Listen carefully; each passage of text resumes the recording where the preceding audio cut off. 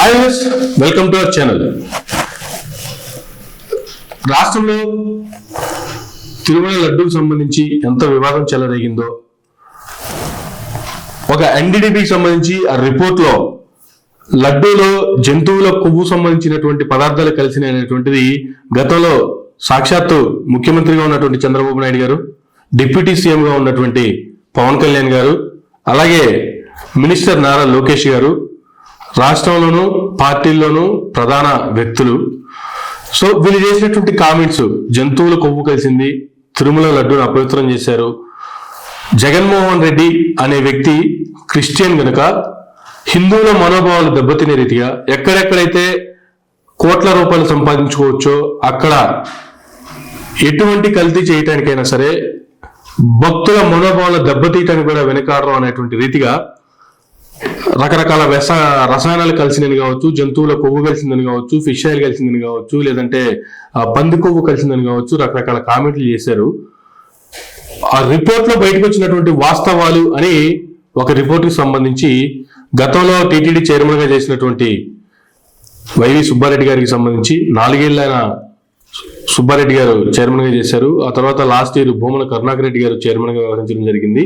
వాళ్ళ హయాంలో జరిగింది జగన్మోహన్ రెడ్డి గారి అండర్ లో అనేటువంటి కామెంట్లు చాలా చాలా చాలా రాష్ట్రాన్నే కాదు, దేశంలో ఉన్నటువంటి, ప్రపంచంలో ఉన్నటువంటి తెలుగు భక్తుల, లేదంటే తిరుమల తిరుపతి వెంకన్న భక్తుల మనోభావాలు దెబ్బతినే విధంగా వాళ్ళు చేసినటువంటి కామెంట్లు చాలా వైరల్ అయ్యాయి.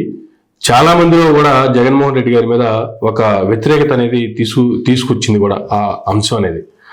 దానికి సంబంధించి వీళ్ళు సవాల్ చేశారు. వైవి సుబ్బారెడ్డి గారు కావచ్చు, భూమన కరుణాకర్ రెడ్డి గారు కావచ్చు, సవాల్ చేస్తూ రాష్ట్ర ప్రభుత్వం దీన్ని టేకప్ చేసింది అంటే, రాష్ట్ర ప్రభుత్వం దీని మీద ఎంక్వైరీ చేసింది అంటే మాకు న్యాయం జరగదు, వాళ్ళు చెప్పిందే రిపోర్ట్ లో వస్తుంది కాబట్టి దీన్ని సిబిఐకి అప్పగించాలి అని సుప్రీంకోర్టుకు ఒక లేఖ దాఖలు చేయడం, సుప్రీంకోర్టు డైరెక్షన్ లో కేంద్రం వీళ్ళకి ఇచ్చినటువంటి సూచనల మేరకు ఒక సిట్ ఏర్పాటు చేయటం, ఆ సిట్ కి సంబంధించి కూడా రాష్ట్ర ప్రభుత్వం ఎవరెవరైతే ప్రస్తావించిందో పేర్లు, ఎవరెవరైతే ప్రపోజ్ పెట్టిందో ఈ సిట్ లో వీళ్ళు ఉండాలి, వీళ్ళకి సంబంధించి ఉండాలి, ఈ డిపార్ట్మెంట్ సంబంధించి వీళ్ళు ఉండాలి, ఎవరెవరైతే ప్రపోజల్ పెట్టిందో ఆ వ్యక్తులలోనే తీసుకుని సిట్ రిపోర్ట్ వేయటం, వాళ్ళు ఒక నివేదిక ఇచ్చారు. సిబిఐ కూడా ఎంక్వైరీ ఇచ్చారు. సిబిఐ కూడా దీని మీద ఎంక్వైరీ చేసింది. సిబిఐ కూడా సుప్రీంకోర్టుకి ఒక రిపోర్ట్ అయితే నివేదిక సమర్పించడం జరిగింది. ఇటు సిట్ ఇచ్చినటువంటి రిపోర్ట్లు కావచ్చు, ఇటు సిబిఐ ఇచ్చినటువంటి రిపోర్ట్లు కావచ్చు, ఎక్కడా జంతువుల కొవ్వు కలవలేదు, ఎటువంటి రసాయనాలు కలవలేదు అనేటువంటిది వాళ్ళు ఇచ్చినటువంటిది చాలా క్లియర్ గా, చాలా క్లారిటీగా ఉంది. అయితే ఎప్పుడైతే ఈ రిపోర్ట్ బయటకు వచ్చిన దగ్గర నుంచి కూడా ఇప్పటి వరకు కామెంట్ చేసినటువంటి పవన్ కళ్యాణ్ గారు కావచ్చు, లోకేష్ గారు కావచ్చు, చంద్రబాబు నాయుడు గారు కావచ్చు, దీని మీద ఎక్కడా మాట్లాడట్లేదు. కానీ దాంట్లో చెప్పింది ఏంటి, జంతువుల కొవ్వు కలవలేదని మాత్రమే చెప్పింది. కానీ నెయ్యి మంచిది అని చెప్పి ఎక్కడా చెప్పలేదు, నెయ్యి కల్తీ కాలేదని చెప్పలేదు. కల్తీ నెయ్యి వాడారు, జంతువుల కొవ్వు కలవలేదు, సరే దాన్ని పక్కన పెట్టండి, కానీ కల్తీ నెయ్యి సంగతి ఏంటి అని కొత్త రాగం పాడుతున్నారు. కల్తీ నెయ్యి కూడా కల్తీ అయింది అనేటువంటి విషయం ఆ రిపోర్ట్లో ఎక్కడ లేదు. కానీ వీళ్ళు నెయ్యి కల్తీ కాలేదని చెప్పలేదు కదా, కాలేదని చెప్పలేదంటే అయిందనే కదా అని వితండవాదం చేస్తూ వీళ్ళు ఎక్కడా మాట్లాడకుండా వీళ్ళ పార్టీకి సంబంధించినటువంటి నేతల చేతనో, కార్యకర్తల చేతనో, లేదంటే వాళ్ళ మీడియా చేతనో ఇష్టానుసారంగా మాట్లాడిస్తూ అసలు వైసీపీలకు ఏం సంబంధం, అసలు వాళ్ళెవరు మాట్లాడటానికి, వాళ్ళు ఎలా మాట్లాడతారు, వాళ్ళెవరు చెప్తారు. బాసు మాట్లాడుతున్న వాళ్ళు ఎందుకు మాట్లాడతారు అంటే అలిగేషన్ చేసింది వాళ్ళ మీదే కదా, వాళ్ళ మీద అలిగేషన్ చేసినప్పుడు ప్రభుత్వం చేసుకుంటూ పోద్ది, ఇచ్చిన తర్వాత వస్తుందని చెప్పి సైలెంట్ కూర్చుంటారు ఎవరైనా. నా మీద ఎవరైనా అలిగేషన్ చేశారు అనుకోండి, అది కాదు నేను చేయలేదని మాట్లాడాల్సిన వ్యక్తి నేనే కదా. లేదు నాకు వ్యతిరేకంగా ఏదైనా ఒక రిపోర్ట్ వచ్చింది అనుకోండి, ఆ రిపోర్ట్ లో ఉండే వాస్తవాలు అవాస్తవాలు చెప్పాల్సింది నేనే కదా. ఏదో ఒకటి రిపోర్ట్ వేశారు కదా, రిపోర్ట్ ఏదో ఒకటి ఇస్తారని చెప్పి సైలెంట్ పోతున్నారు, వాళ్ళు పనులు చేసుకుంటూ పోతారు, నాకెందుకు వచ్చింది వాళ్ళని చెప్పి నేను సైలెంట్ కూర్చుంటానా? బికాస్ ఆఫ్ అలిగేషన్స్ వచ్చింది నా మీద కదా, నేనే రియాక్ట్ అవ్వాలి. నా తరపున వాళ్ళు రియాక్ట్ అవుతారు, వీళ్ళు రియాక్ట్ అవుతారంటే ఎలాగా? అయితే అవ్వచ్చు, లేకపోతే లేదు. నేనంటే నమ్ముకున్న వాళ్ళు, నేనంటే విశ్వాసం ఉన్న వాళ్ళు, నా ఫాలోవర్స్, నా గురించి మాట్లాడేటువంటి వాళ్ళు, నా గురించి తెలిసినటువంటి వాళ్ళు, ఈ వ్యక్తి ఇలాంటి వాడు కాదు, లేకపోతే ఈ వ్యక్తి ఇలాంటి వాడే, లేదా నాకు వ్యతిరేకంగా ఉండేటువంటి వాళ్ళు, ఇలాంటి వాళ్ళని రకరకాలుగా మాట్లాడుతూ ఉంటారు. కానీ అలిగేషన్స్ వచ్చిన నేనే కదా దానికి అవునో కాదో, లేకపోతే నాకు ఎలా చేస్తే నా మీద వచ్చిన అలిగేషన్కి న్యాయం వస్తుంది చెప్పాల్సిన నేనే కదా. ఇవన్నీ పక్కన పడేసి అసలు వైసీపీలో ఎలా మాట్లాడతారు, అసలు వాళ్ళకేం సంబంధం, ఆయనకే సంబంధం ఈయనకే సంబంధం అని చెప్పి వీళ్ళ మీద పడతారేంటి?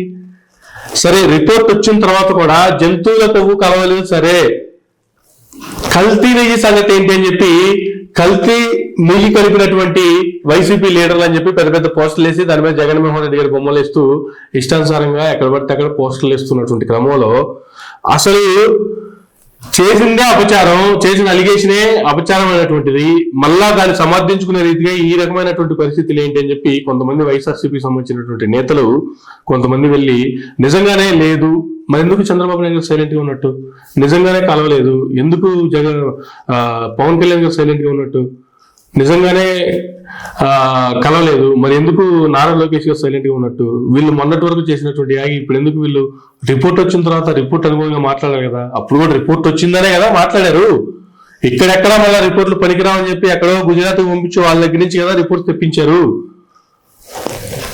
ఇవన్నీ పక్కన పెట్టి బోలే బాబా డైరీ అంటారు. బోలే బాబా డైరీ వచ్చిందే చంద్రబాబు నాయుడు గారి హయాంలో, ఆ తర్వాత జగన్మోహన్ రెడ్డి గారి హయాంలో దాంట్లో అవకతవకలు వస్తున్నాయి, లేదంటే వస్తున్నటువంటి ట్యాంకర్లు అయ్యి బాగాలేదని చెప్పేసి వాళ్ళు ఆపేస్తే మరలా ఏ రోజైతే 2024 అధికారంలోకి వచ్చి గెలుస్తున్నారు, రిజల్ట్స్ వచ్చిన రోజే టీడీపీ టాప్ లో ఉంది, టీడీపీ గెలుపు దిశగా ప్రయాణిస్తుంది అనుకున్నప్పుడే ఆ రోజే మరలా బోలే బాబాకి సంబంధించినటువంటి ట్రాక్టర్లు మళ్ళా టీటీడీలోకి ఎంటర్ అయ్యాయి. టీటీ ఫైనల్ గా సిట్ ఇచ్చిన రిపోర్ట్ కూడా అదే కదా, సిబిఐ ఇచ్చిన రిపోర్ట్ కూడా అదే కదా, 2024 తర్వాతే కల్తీ జరిగింది, అంతకుముందు ఎటువంటి కల్తీ జరగలేదని చెప్పి వాళ్ళంత క్లారిటీగా ఇస్తే నిన్న టీటీడీ చైర్మన్ గారు మాట్లాడుతున్నారు, ఆ రిపోర్ట్ సరిగ్గా లేదు, వాళ్ళు సరిగ్గా ఇవ్వలేదు అంటే వీళ్ళకి కావాల్సిన రిపోర్ట్ ఇస్తే మంచిగా వచ్చినట్ట, జరిగిన వాస్తవాలు రిపోర్ట్ ఇస్తే సరిగ్గా లేనట్ట. చైర్మన్ గారే డైరెక్ట్ గా కూర్చొని మాట్లాడుతున్నారు. మరి ఎవరి మాటలు నమ్మాలి? సుప్రీంకోర్టు డైరెక్షన్ లో ఇచ్చినటువంటి సిట్టా, సిబిఐ ఇచ్చినటువంటి రిపోర్టా, ఇవేమీ మాకు సంబంధం లేదు, వాళ్ళు కరెక్ట్ గా చేయలేదు, వాళ్ళు కరెక్ట్ గా ఇవ్వలేదు, మేమేం చెప్పామో అదే రైటు, మేము చెప్పింది శాస్త్రం, ఇదేమన్నా బాహుబలి సామ్రాజ్యమా, మీరేమన్నా శివగాములా, మేము చెప్పిందే చట్టం, మేము చెప్పిందే శాసనం అనుకోవడానికి లేదు కదా, ఇది ప్రజాస్వామ్యం కదా, ఇది 2:30 గంటలు 3 గంటలు బంధించి థియేటర్లో స్క్రీన్ మీద ప్రొజెక్ట్ చేసేటువంటి స్టోరీ కాదు కదా, this is reality, that is reels, this is reality. ఇలాంటి రియాలిటీని పక్కన పడేసి వచ్చినటువంటి రిపోర్ట్లు పక్కన పడేసి జరిగింది జరిగింది జరిగింది జరిగింది అనేది ఫైనల్, అంతే. ఏదో ఒక రకంగా వీళ్ళ మీద బురద చల్లాలి. బురద చల్లుతుంది వాళ్ళ మీద కాదండి, బురద చల్లుతుంది భక్తుల మనోభావాల మీద బురద చల్లుతున్నారు. వాడుకోవాలి, రాజకీయంగా వాడుకోవాలి, ప్రత్యర్థుల్ని లేకుండా చేసుకోవాలి, లేదంటే ప్రత్యర్థుల మీద ఏదో ఒక అలిగేషన్ చేయాలనుకుంటే చేయడానికి చాలా చాలా చాలా అంశాలు ఉన్నాయి, చాలా ఇష్యూలు చేసుకోవచ్చు. కానీ ఇక్కడ ప్రత్యర్థి మీద అలిగేషన్ చేస్తున్నాం అనుకుంటూ not only Telugu state, not only India, ప్రపంచంలో ఉన్నటువంటి అనేక మంది తిరుమల తిరుపతి దేవస్థానానికి సంబంధించినటువంటి వెంకన్నకి సంబంధించినటువంటి భక్తుల మనోభావాలను దెబ్బతీసే విధంగా జరుగుతున్నటువంటి ఎలిగేషన్స్ ఇవి. నిజంగానే రిపోర్ట్ లో వచ్చింది అనుకోండి, ఆ రిపోర్ట్ తీసి బయటపెట్టండి, ఇదిగో ఎవిడెన్స్, ఇది చెప్పింది, సిట్ ఇచ్చిన రిపోర్ట్ ఇది, సిబిఐ ఇచ్చిన రిపోర్ట్ ఇది, ఇక్కడ జంతువు కలిసింది, ఈ టైంలో కలిసింది, ఇన్ని ట్యాంకర్లో కలిసింది, ఇవన్నీ ఏమీ లేకుండానే కోట్ల మంది మనోభావాలు దెబ్బతినే విధంగా లక్షల లడ్లు తీసుకెళ్లి జంతు కొవ్వు కలిసినటువంటి లడ్లు తీసుకెళ్లి అయోధ్యలో రామ మందిరంలో ప్రతిష్ట సందర్భంగా పంచారు అని చెప్పి సాక్షాత్తు డిప్యూటీ సీఎం గారు కామెంట్లు చేశారు కదా. ఈ రోజు ఏమైపోయారు వీళ్ళంతా? మరి కామెంట్ చేసిన వాళ్ళంతా ఏమయ్యారు? ఎందుకు మాట్లాడట్లేదు?